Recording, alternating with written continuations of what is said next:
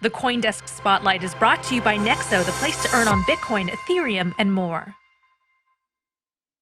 For all you gamers living in the virtual world, our next guest is launching a virtual mall to sell you virtual clothes. Joining us now is Janine Iorio, Head of Strategic Assets and Initiatives at Republic, a virtual real estate and investment firm. Welcome to the show, Janine. So you're celebrating the grand opening of Metajuku, a shopping district in the decentralized metaverse. Metajuku is inspired by the popular Tokyo street fashion district Harajuku, of course. And anchor tenants include two digital-only fashion brands, DressX and Tribute Brand. First off, explain to people what the metaverse is and why do we need virtual clothes in a virtual mall within it?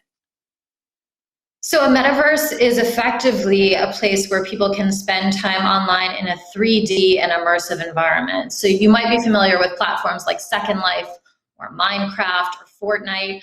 The metaverses we're talking about today are those that are on the blockchains. They're a derivative of that previous generation. Why do we need it? Well, we've all just spent the past year living life online, both personally and professionally. And there's an entire generation of young people who are spending the vast majority of their free time interacting with their friends online. So it's very natural for both young people and even now more mature people to spend time online, and they want to look good when they're there, whether they're on a Zoom call and they want to wear virtual clothes or they're actually presenting themselves as their avatar and they want their avatar to be well dressed as well. So Metajuku is a natural evolution of the retail environment that went from 2D websites to 3D immersive retail stores that people can shop in. This is crazy because sorry. Go on, Christine. Do you think there'll come a day when we'll live most of our lives in the metaverse, just like we spend most of our time looking at computer screens, iPhones, and such? I think we already spend a lot of our time on social media, whether we acknowledge it or not. And if we include messaging apps like text messages, WhatsApp, etc., we do conduct the bulk of our personal social interactions online. And we have for a very long time done so professionally, and this year thrust everything online. I think the metaverse is a very natural evolution for people to go from 2D websites into 3D stores. So you can actually walk into a store, pick up an item, like picture picking up a shoe or a frying pan and being able to look at it in 3D. And you can either buy the digital version, which you can wear in the metaverse, or you can buy the real life version and have it shipped to your home. So I strongly believe that this is the future of internet commerce and what the next generation will be doing in order to find products and buy them. So, obviously different countries are in different places right now, but at least here in the United States, we're sort of just coming out of this long isolation and this long period of quarantine. And it would seem that the opposite would be true. Like what you were saying, it definitely holds true for last year when everybody was indoors and they only had online interactions. But now it's people can finally go outside and finally go to real malls and finally see their friends in person. Why would they choose to have this metaverse experience when they can finally actually interact in real life? Have you been to a mall lately? Half the stores are gone now. And that's not just because of the pandemic, it's because of Amazon, it's because of e-commerce generally. So it's not as easy to do product discovery in the real world as it was because of external factors in the retail market. And those were accelerated by the pandemic, but the wheels were already in motion prior. That's why we're extremely bullish on retail as a use case for the metaverse. In addition to socializing and conducting virtual meetings, the metaverse is a place to actually do product discovery the way we used to walk around downtown or walk around a mall and find new products.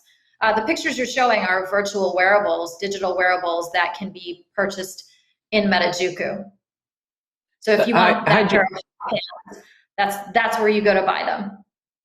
Hi, Janine. So to touch a little bit more on what you were talking about product discovery, how much of the data are you collecting to figure out whether or not certain design concepts work in physical real estate, such as store designs or likewise clothing designs?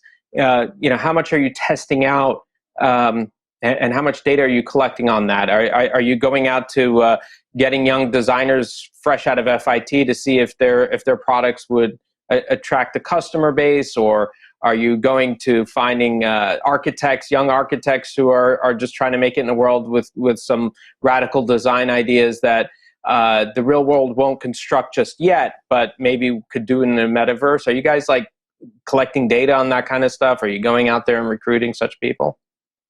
So just to be clear, Republic Realm is an affiliate of Republic, an investment platform. Republic Realm is an investor and developer of digital real estate. So think about us the same way you would think about a mall developer. A mall developer like Simon or related, they're not measuring fashion trends. They're building buildings and leasing them out to tenants, and that's exactly what we do.